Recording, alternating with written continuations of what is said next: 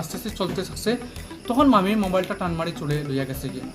মেলুকটা phone করে, তখন কি এমনি করে মোবাইলটা টানিয়া লইছে, লইয়া দৌড় দিছে। কাটলিছড়া রেলওয়ে স্টেশনে মোবাইল ছিনতাইয়ের চেষ্টা, জনতার তৎপরতায় আটক অভিযুক্ত।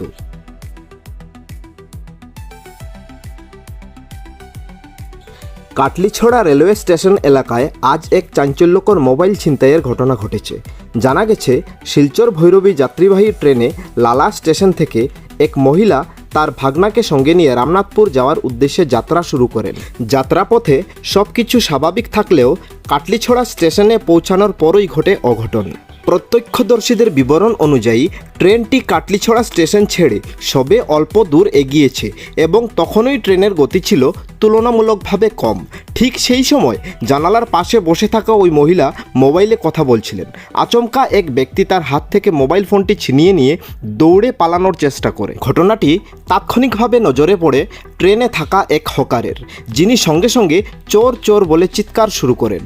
মোবাইলটা এখানে আমি নিচ থেকে ট্রেনেতে নামছি ফেরিকরিয়া নামার পরে এখানে স্যার আমি দেখছি এখানে মধ্যে দরজার সামনে মেলুকটা ফোন করে, তখন কি এমনি করে মোবাইলটা টানিয়া লইছে, লইয়া দৌড় দিছে। দৌড় দিতে আসলো, কম মোবাইল লইয়া গেছে। আমি তো কানে শুনি লইছি, শোনার পরে আমি কইলাম যে এরকম এরকম মোবাইল লইয়া গেছে ভাই। তখন গিয়ে মানুষ সব দৌড়াইয়া গিয়া তারা ধরা হয়েছে। তখন গিয়া ভাইটাও নামছে ওই আগে দিয়া, ও কেউ নাই, ধরছে। ধরার পরে মোবাইল তারা তো ফালাইয়া দিয়া গেছে গিয়া যাওয়া নেই ওইখানে মানুষ ধরছে। ধরার পরে তার সেই চিৎকারে আশেপাশের যাত্রী ও স্থানীয় লোকজন দ্রুত সাড়া দিয়ে অভিযুক্তকে পাকড়াও করতে সক্ষম হন। পরবর্তীকালে বিষয়টি কাটলিছড়া থানায় জানানো হলে পুলিশ ঘটনাস্থলে আসে এবং অভিযুক্তকে হেফাজতে নেয়। স্থানীয় সূত্রে জানা গেছে, আটক ব্যক্তির নাম রাজীব রায়, যিনি Lalabazar ward number 7 hospital road এলাকার বাসিন্দা এবং রজত রায়ের পুত্র। আমার নাম হইল রমেশ দাস। আমরা লালাত থাকি, আমরা দুনো মামি বাইকনা উঠছি স্টেশন থাকি।